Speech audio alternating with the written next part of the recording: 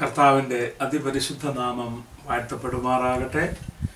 തിരുവെഴുത്തുകളെ പരിശോധിക്കുക എന്ന BSCA Bible training centre കൊട്ടാരക്കരയുടെ തിരുവചന പഠന പരമ്പരയിലേക്ക് താങ്കളെ സ്വാഗതം ചെയ്യുന്നു.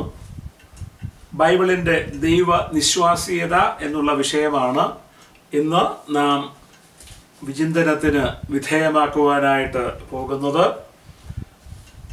വിശുദ്ധ ബൈബിളിനെ കുറിച്ച് പഠിപ്പിക്കുന്ന ക്രമീകൃത ദൈവശാസ്ത്ര വിഭാഗമാണ് വേദപുസ്തക ശാസ്ത്രം അല്ലെങ്കിൽ ബിബ്ലിയോളജി. ആ വേദപുസ്തക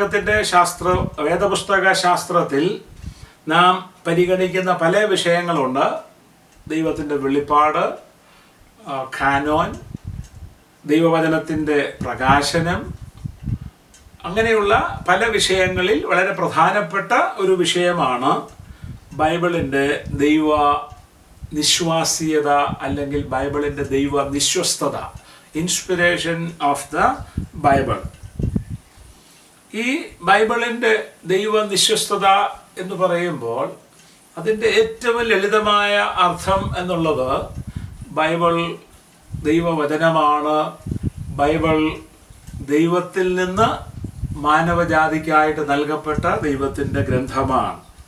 ബൈബിളിലെ 66 പുസ്തകങ്ങളടങ്ങിയ തിരുവെഴുത്തുകൾ പൂർണ്ണമായും വേദപുസ്തക രചയിതാക്കൾക്ക് ലഭിച്ച ദൈവിക വെളിപ്പാടുകളുടെ രേഖയാണെന്നതാണ് ബൈബിളിൻ്റെ ദൈവനിശ്വാസീയത എന്നതിൻ്റെ വ്യക്തമായ അർത്ഥം എന്നുള്ളത്.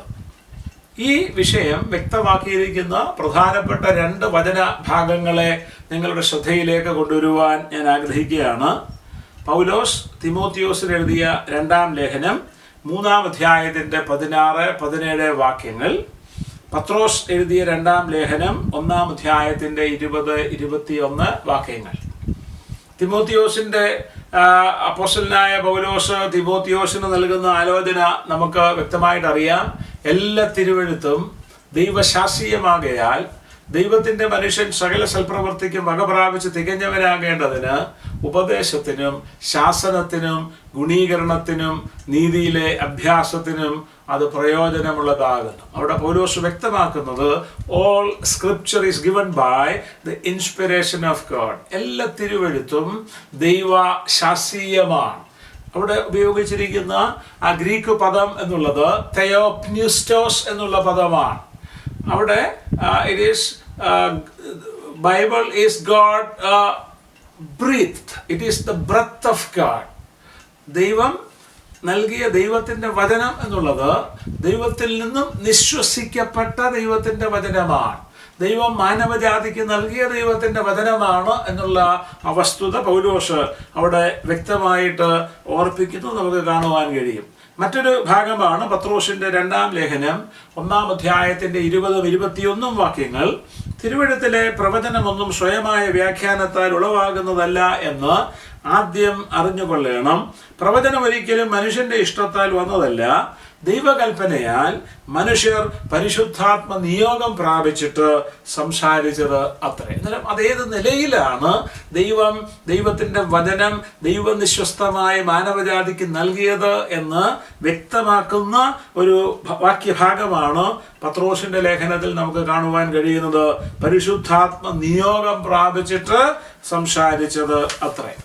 ഈ വിഷയം നാം പഠിക്കുമ്പോൾ ബൈബിളിൻ്റെ ദൈവ നിശ്വാസീയത എന്നുള്ള വിഷയം, അതിൻ്റെ വിശദീകരണം മനസ്സിലാക്കുവാനായിട്ട് ഇതിനെതിരെ വന്നിട്ടുള്ള ആ തെറ്റായ അഭിപ്രായങ്ങൾ നാം പഠിക്കുമ്പോൾ അതിലൂടെ മനസ്സിലാക്കുവാനായിട്ട് കഴിയും. ഈ ദൈവനിശ്വസ്തതയ്ക്ക് എതിരായ അല്ലെങ്കിൽ അത് ശരിയായ നിലയിൽ മനസ്സിലാക്കാതെ അതിനെക്കുറിച്ച് തെറ്റായ വിശദീകരണങ്ങൾ നൽകിയിട്ടുള്ള ധാരാളം ആൾക്കാരുണ്ട്. അങ്ങനെയുള്ള വിശദീകരണങ്ങൾ നാം പരിശോധിച്ച് അതിലെ തെറ്റ് മനസ്സിലാക്കുമ്പോൾ എന്താണ് ശരി എന്നുള്ളത്, ദൈവനിശ്വസ്തത യഥാർത്ഥത്തിൽ എന്താണ് എന്നുള്ളത് നമുക്ക് വ്യക്തമായിട്ട് മനസ്സിലാക്കുവാനായിട്ട് സാധിക്കും.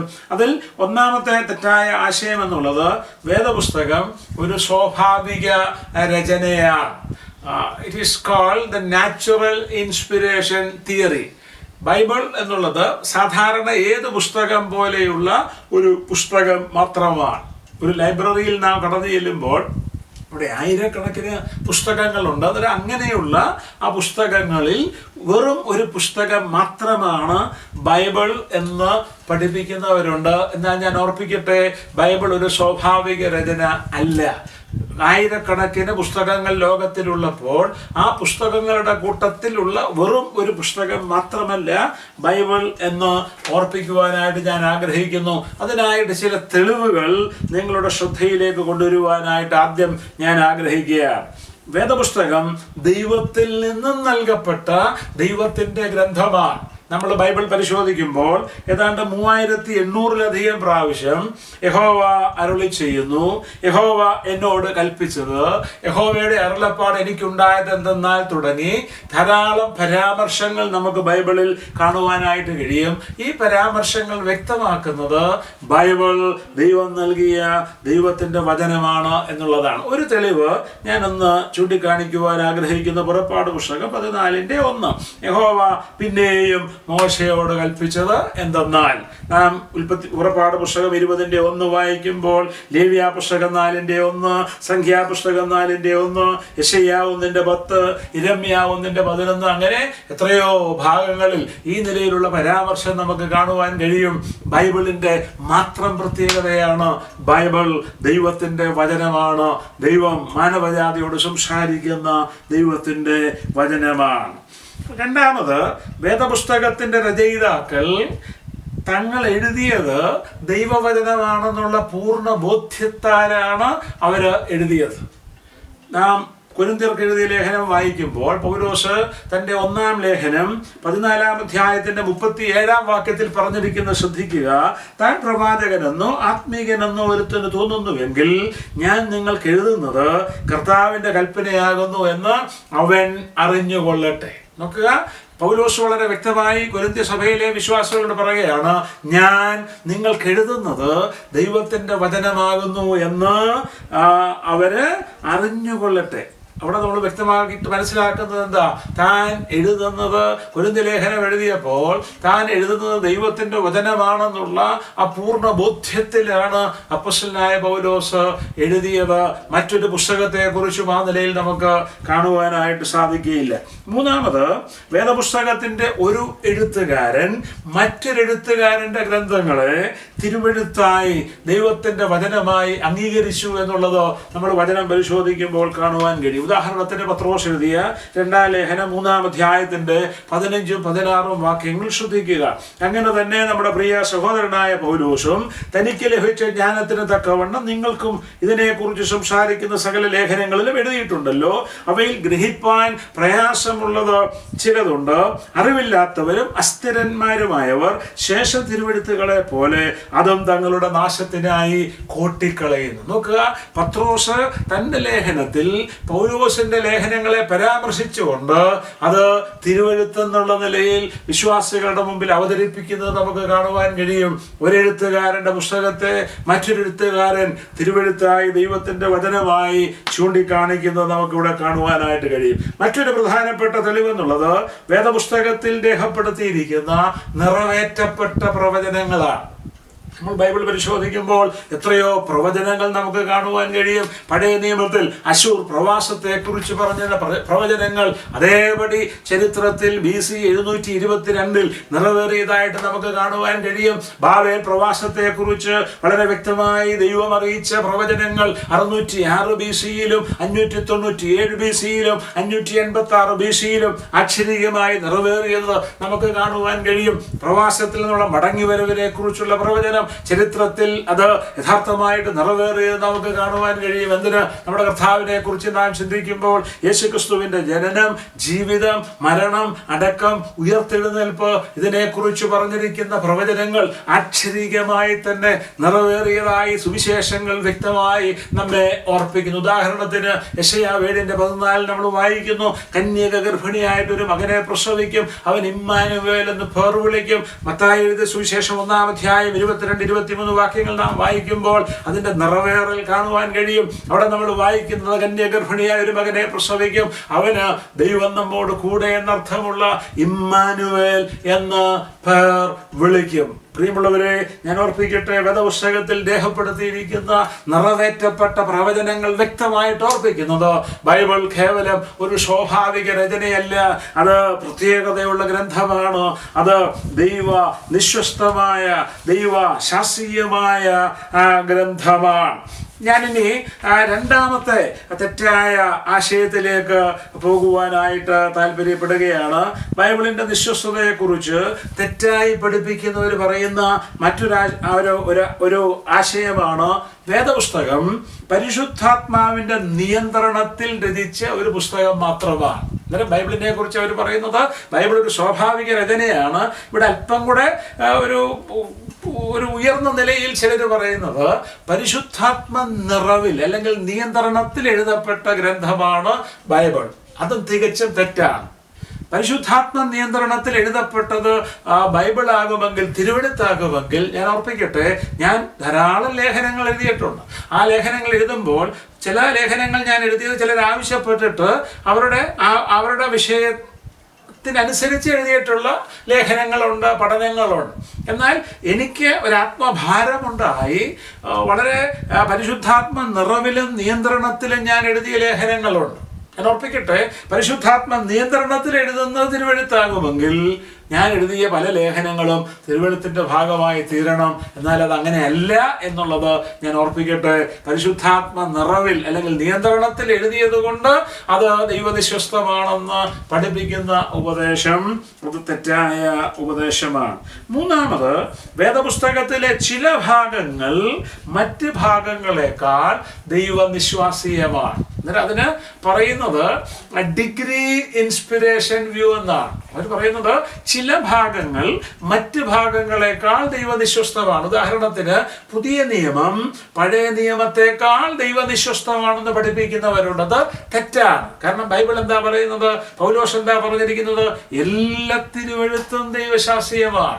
പുതിയ നിയമം ഇപ്രകാരം ദൈവനിശ്വസ്തമായിരിക്കുന്നുവോ അതേ നിലയിൽ തന്നെ പഴയ നിയമ ഗ്രന്ഥങ്ങളും തിരുവെഴുത്തുകളാണ്. അതുകൊണ്ട് ആ ഡിഗ്രി ഇൻസ്പിരേഷൻ എന്നുള്ളത് അത് നമുക്ക് ദൈവവചനത്തിന്റെ അടിസ്ഥാനത്തിൽ അംഗീകരിക്കുവാൻ പറ്റാത്ത ഒരു ഉപദേശമാണെന്ന് ഓർപ്പിക്കുവാനായിട്ട് ഞാൻ ആഗ്രഹിക്കുകയാണ്. നമുക്കറിയാം, പുതിയ നിയമത്തിൽ പുതിയ നിയമ സഭയുടെ ഭാഗമായി ജീവിക്കുന്ന നമ്മൾ പലപ്പോഴും പുതിയ നിയമമാണ് വായിക്കുകയും ധ്യാനിക്കുകയും ചെയ്യുന്നതെങ്കിലും ഞാൻ ഓർപ്പിക്കട്ടെ, പുതിയ നിയമം പോലെ തന്നെ ദൈവനിശ്വസ്തമാണ് പഴയ നിയമ തിരുവെഴുത്തുകളും.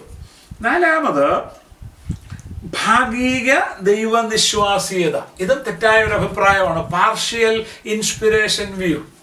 ചിലർ പറയുന്നത് ചില ഭാഗങ്ങൾ ദൈവനിശ്വസ്തമാണ്, മറ്റു ചില ഭാഗങ്ങൾ ദൈവനിശ്വസ്തമല്ല. ഇങ്ങനെ ഒരു ചിന്താഗതി വരാൻ കാരണം, ശാസ്ത്രം വളർന്നു വന്നപ്പോൾ ചില കാര്യങ്ങൾ അവർക്ക് ശാസ്ത്രത്തിൻ്റെ അടിസ്ഥാനത്തിൽ ചില കാലഘട്ടങ്ങൾക്ക് മുമ്പ് മറുപടി കൊടുക്കാൻ പറ്റാതെ വന്ന സാഹചര്യത്തിൽ അവർ കൊണ്ടുവന്ന ഒരാശയമാണ്. അതുപോലെ തന്നെ ചില ചരിത്രപരമായ വസ്തുതകൾ ചിലർ ചൂണ്ടിക്കാണിച്ചപ്പോൾ അതിന് മറുപടി പറയാൻ സാധിക്കാതെ വന്നപ്പോൾ അന്നത്തെ എന്ന് പറഞ്ഞാൽ 17, 18, 19 നൂറ്റാണ്ടുകളിലൊക്കെ ജീവിച്ചിരുന്നവർ കൊണ്ടുവന്ന ആശയമാണ് ഈ ഭാഗിക ദൈവനിശ്വാസ്യത എന്നുള്ളത്. അവർ പറയുന്നത് നമ്മുടെ രക്ഷയെക്കുറിച്ച്, ആത്മീയ ജീവിതത്തിലെ കുറിച്ച് പറഞ്ഞിരിക്കുന്ന കാര്യങ്ങൾ അത് ദൈവനിശ്വസ്തമാണ്. ചരിത്രപരമായ അല്ലെങ്കിൽ ലോജിക്കലായ കാര്യങ്ങൾ, അങ്ങനെയൊക്കെയുള്ള ചില കാര്യങ്ങളൊക്കെ പരാമർശമായിട്ട് വരുന്ന ഭാഗങ്ങൾ അത് ദൈവനിശ്വസ്തമല്ല എന്ന് അവര് പറയുന്നുണ്ട്. എന്നാൽ ഞാൻ ഓർപ്പിക്കട്ടെ, അത് തികച്ചും തെറ്റായിട്ടുള്ള ഒരാശയമാണ്. വേദപുസ്തകം പൂർണ്ണമായി സമ്പൂർണമായും ദൈവത്തിന്റെ വചനമാണ്, ദൈവനിശ്വസ്തമാണ്. ഞാൻ പറയട്ടെ, ചരിത്രപരമായ ചില തെറ്റുകളുണ്ടെന്ന് ഒരു കാലത്ത് ചിലർ ചൂണ്ടിക്കാണിച്ചപ്പോൾ പിന്നീട് പുരാവസ്തു ഗവേഷണ ശാസ്ത്രത്തിന്റെ ഫലമായി, ആർക്കിയോളജിക്കൽ എക്സ്കവേഷന്റെ ഫലമായി ആ ചരിത്രപരമായി അവർ തെറ്റെന്ന് പറഞ്ഞ കാര്യങ്ങൾ അത് വാസ്തവമാണ്. ബൈബിളിൽ പറഞ്ഞിരിക്കുന്ന കാര്യങ്ങൾ സത്യമാണ്, അത് വാസ്തവമാണെന്നുള്ളത് തെളിയിക്കപ്പെടുവാൻ ഇടയായിട്ട് തീർന്നു. യുക്തിപരമായി ചോദിച്ച പല ചോദ്യങ്ങൾക്കും ബൈബിളിൽ നിന്ന് തന്നെ പിന്നീട് ദൈവദാസന്മാർക്ക് വ്യക്തമായ മറുപടി കൊടുക്കുവാൻ സാധിച്ചപ്പോൾ അങ്ങനെയുള്ള ദുരുപദേശങ്ങളെ, തെറ്റായ അഭിപ്രായങ്ങളെ സൈലൻസ് ചെയ്യിക്കുവാനായിട്ട് സാധിക്കുകയുണ്ടായി എന്നുള്ളതും ഞാൻ ഓർപ്പിക്കുകയാണ്. ബൈബിൾ വ്യക്തമായിട്ട് നമ്മെ ഓർപ്പിക്കുന്നു, എല്ലാ തിരുവെഴുത്തും ദൈവ ശാസ്ത്രീയമാണ്, ദൈവത്തിന്റെ വചനം ദൈവ ശാസ്ത്രീയമാണ്. അടുത്തതായിട്ട് ആശയ ദൈവ നിശ്വാസീയത. നാം ഇതുവരെ ചിന്തിച്ചുകൊണ്ടിരുന്നത് ദൈവനിശ്വസ്തതയെക്കുറിച്ചുള്ള തെറ്റായ അഭിപ്രായങ്ങളായിരുന്നു. ആ തെറ്റായ അഭിപ്രായങ്ങൾ നാം പരിശോധിക്കുമ്പോൾ അതിനുള്ള മറുപടിയിൽ കൂടെ ദൈവനിശ്വസ്തതയുടെ ശരിയായ സത്യം നാം മനസ്സിലാക്കിക്കൊണ്ട് വരികയായിരുന്നു. അങ്ങനെ അഞ്ചാമത് ദൈവനിശ്വസ്തതയ്ക്കെതിരെ കൊണ്ടുവരുന്ന ഒരു തിയറിയാണ് ആശയ ദൈവനിശ്വാസീയത. ഇത് കൊണ്ടുവരുന്നവർ സാധാരണ പറയാറുള്ളത് ബൈബിളിലെ അക്ഷരങ്ങളും ബൈബിളിലെ വാക്കുകളും ദൈവനിശ്വസ്തമല്ല, ബൈബിളിലെ ആശയങ്ങൾ മാത്രമാണ് ദൈവവിശ്വാസീയമായിരിക്കുന്നത് എന്നാണ്. എന്നാൽ അതും തികച്ചും തെറ്റാണ് എന്നുള്ളത് ഞാൻ വചനത്തിൻ്റെ അടിസ്ഥാനത്തിൽ ഓർപ്പിക്കുവാനായിട്ട് ആഗ്രഹിക്കുകയാണ്. 2 തിമോത്തിയോസിൽ നാം പല പ്രാവശ്യം കണ്ടു കഴിഞ്ഞു. പൗലോസ് പറഞ്ഞു എല്ലാ തിരുവെഴുത്തും ദൈവശാസ്ത്രീയമാണ്. എല്ലാ തിരുവെഴുത്തും ദൈവശാസ്ത്രീയമാണെന്ന് പറയുമ്പോൾ ബൈബിളിലെ ആശയങ്ങൾ മാത്രമല്ല, ബൈബിളിലെ വാക്കുകളും ബൈബിൾ രചനയ്ക്ക് ആ മൂലകൃതിയിൽ എഴുത്തുകാരൻ ഉപയോഗിച്ച ഓരോ അക്ഷരവും ദൈവ നിശ്വസ്തമാണ് എന്ന് ഓർപ്പിക്കുവാനായിട്ട് ഈ സമയം ഞാൻ ആഗ്രഹിക്കുകയാണ്. മത്തായി എഴുതിയ സുവിശേഷം 5-ാം അധ്യായം അതിൻ്റെ 17-18 വാക്യങ്ങളിൽ യേശുക്രിസ്തു പറഞ്ഞത് ഇപ്രകാരമാണ്: ഞാൻ ന്യായപ്രമാണത്തെയോ പ്രവാചകന്മാരെയോ നീക്കേണ്ടതിന് വന്നു എന്ന് നിരൂപിക്കരുത്. നീക്കുവാനല്ല, നിവർത്തിപ്പാൻ അത്രേ ഞാൻ വന്നത്. സത്യമായിട്ട് ഞാൻ നിങ്ങളോട് പറയുന്നു, ആകാശവും ഭൂമിയും ഒഴിഞ്ഞു പോകും വരെ സകലവും നിവൃത്തിയാകുവോളം ന്യായപ്രമാണത്തിൽ നിന്നൊരു വള്ളിയെങ്കിലും പുള്ളിയെങ്കിലും ഒരു നാളും ഒഴിഞ്ഞു പോകുകയില്ല. കർത്താവ് പറഞ്ഞ ന്യായപ്രമാണത്തിൽ നിന്ന് ഒരു വള്ളിയെങ്കിലും പുള്ളിയെങ്കിലും. ഇവിടെ കർത്താവ് ഉദ്ദേശിച്ചത് പഴയ നിയമ എഴുത്തുകാർ പഴയ നിയമ ഗ്രന്ഥങ്ങൾ എഴുതാൻ ഉപയോഗിച്ച എബ്രായ ഭാഷയിൽ, ഹീബ്രു ലാംഗ്വേജിൽ അതിനുപയോഗിച്ച ഓരോ അക്ഷരം, ഏറ്റവും ചെറിയ അക്ഷരം പോലും ദൈവനിശ്വസ്തമാണെന്നുള്ളത് കർത്താവായ യേശുക്രിസ്തു വ്യക്തമാക്കുന്ന ആ വചനഭാഗമാണ് മത്തായി എഴുതിയ സുവിശേഷം 5-ാം അധ്യായത്തിൻ്റെ 17-18 വാക്യങ്ങൾ. മാത്രമല്ല പൗലോസിന്റെ ലേഖനം നാം പരിശോധിക്കുമ്പോൾ ഗലാത്യ ലേഖനം 3-ാം അധ്യായം 16-ാം വാക്യം ഇങ്ങനെയാണ്: എന്നാൽ അബ്രാഹാമിനും അവന്റെ സന്തതിക്കും വാഗ്ദത്തങ്ങൾ ലഭിച്ചു, സന്തതികൾക്കും എന്ന അനേകരെ കുറിച്ചല്ല, നിന്റെ സന്തതിക്കും എന്ന ഏകനെ കുറിച്ചത്രേ പറയുന്നത്, അത് ക്രിസ്തു തന്നെ. നോക്കുക, ആ പഴയ നിയമത്തിൽ നിന്ന് പൗലോസ് സൂചിപ്പിക്കുമ്പോൾ അവിടെ ആ സിംഗുലറും പ്ലൂറലും, ഏകവചനവും ബഹുവചനവും തമ്മിലുള്ള വ്യത്യാസം വരെ എടുത്തു കാണിക്കുകയാണ്. സന്തതികൾക്കും എന്നല്ല, സന്തതിക്ക്. അന്നേരം ആ ഏകവചനവും ബഹുവചനവും തമ്മിലുള്ള മാറ്റം വരുത്തുന്ന ആ ചെറിയ അക്ഷരങ്ങൾ പോലും അതതിൻ്റെ മൂലകൃതിയിൽ ദൈവനിശ്വസ്തമാണെന്ന് വ്യക്തമായിട്ട് മനസ്സിലാക്കുവാൻ കഴിയുന്ന ഒരു വാക്യഭാഗമാണ് ഈ ഗലാത്യ ലേഖനം 3-ാം അധ്യായത്തിൻ്റെ 16-ാം വാക്യം. അതുകൊണ്ട് ബൈബിളിലെ ആശയങ്ങൾ മാത്രമല്ല, ദൈവദാസന്മാർ ദൈവം അവരെ കൊണ്ട് ദൈവം നൽകിയ വെളിപ്പാട് രേഖയാക്കിയപ്പോൾ അവരെഴുതുവാൻ ഉപയോഗിച്ച ആ ഓരോ അക്ഷരവും മൂലകൃതിയിലെ ഓരോ വാക്കും ദൈവനിശ്വസ്തമാണ് എന്ന് ഈ വചനങ്ങളുടെ അടിസ്ഥാനത്തിൽ ഞാൻ ഓർപ്പിക്കുകയാണ്. 6-ാമതായിട്ട് മറ്റൊരു തെറ്റായ ആശയമാണ് കേട്ടെഴുത്ത് സിദ്ധാന്തം അല്ലെങ്കിൽ ഡിക്റ്റേഷൻ തിയറി. ദൈവം പറഞ്ഞു കൊടുത്തത് അതുപോലെ തന്നെ വേദപുസ്തകത്തിൻ്റെ എഴുത്തുകാർ എഴുതി എന്ന അഭിപ്രായമാണ് ഈ ഡിക്റ്റേഷൻ തിയറി അല്ലെങ്കിൽ കേട്ടെഴുത്ത് സിദ്ധാന്തം. നമുക്കറിയാം, ഒരു ഓഫീസർ താൻ ഡിക്റ്റേറ്റ് ചെയ്യുന്ന കാര്യങ്ങൾ ഷോർട്ട് ഹാൻഡിലോ അല്ലാതെയോ തൻ്റെ സെക്രട്ടറി അത് കേട്ട് എഴുതി രേഖയാക്കി കൊടുക്കുന്നത് പോലെ ദൈവം പ്രധാനപദം പറഞ്ഞു കൊടുത്ത കാര്യങ്ങൾ അതേ നിലയിൽ വേദപുസ്തകത്തിൻ്റെ എഴുത്തുകാർ രേഖയാക്കി എന്നുള്ള ഒരു തെറ്റായ അഭിപ്രായമാണ് ഈ കേട്ടെഴുത്ത് സിദ്ധാന്തം എന്നുള്ളത്. ഞാൻ ഓർപ്പിക്കട്ടെ, ദൈവം നൽകിയ വെളിപ്പാടാണ് ദൈവത്തിൻ്റെ ദാസന്മാർ രേഖയാക്കിയത്. ദൈവം കാലാകാലങ്ങളിൽ താൻ തിരഞ്ഞെടുത്ത തൻ്റെ ദാസന്മാർക്ക് നമ്മുടെ ജീവനും ഭക്തിക്കും വേണ്ടി ആവശ്യങ്ങൾ വെളിപ്പെടുത്തി കൊടുത്തപ്പോൾ അത് ഒരു ഡിക്റ്റേഷൻ രീതിയിലല്ലായിരുന്നു ദൈവം നൽകിയത്. എന്നുള്ളത് ഈ സമയം ഓർപ്പിക്കുവാനായിട്ട് ഞാൻ ആഗ്രഹിക്കുകയാണ്. അതിൻ്റെ വ്യക്തമായ തെളിവെന്ന് പറഞ്ഞു കഴിഞ്ഞാൽ, നാം വേദപുസ്തകത്തിലെ എഴുത്തുകാരുടെ ഭാഷയും ശൈലിയും പരിശോധിക്കുമ്പോൾ ഓരോ എഴുത്തുകാരൻ്റെയും ഭാഷയും ശൈലിയും അതിൽ തന്നെ വ്യത്യാസമുണ്ട് എന്ന് നമുക്കറിയാം. ഉദാഹരണത്തിന് ഇപ്പോൾ പൗലോസിൻ്റെ ലേഖനങ്ങൾ നാം പരിശോധിക്കുക. പൗലോസിൻ്റെ ലേഖനങ്ങളിലെ ഗ്രീക്കിൻ്റെ നിലവാരം നാം പരിശോധിക്കുമ്പോൾ ആ ഗ്രീക്കിൻ്റെ നിലവാരവും യോഹന്നാൻ്റെ സുവിശേഷങ്ങളിലെ അല്ലെങ്കിൽ യോഹന്നാൻ്റെ സുവിശേഷത്തിലെ അല്ലെങ്കിൽ യോഹന്നാൻ എഴുതിയ ലേഖനങ്ങളിലെ തൻ്റെ ആ ഗ്രീക്കിൻ്റെ ആ നിലവാരവും തമ്മിൽ വ്യത്യാസമുണ്ട്. യോഹന്നാൻ്റെ ഗ്രീക്ക് എന്ന് പറഞ്ഞാൽ വളരെ സിമ്പിളായിട്ടുള്ള ഗ്രീക്കാണ്. എന്നാൽ പൗലോസിൻ്റെ ഗ്രീക്ക് എന്ന് പറഞ്ഞാൽ അല്പം കൂടെ പാണ്ഡിത്യമുള്ള ഗ്രീക്കാണ്.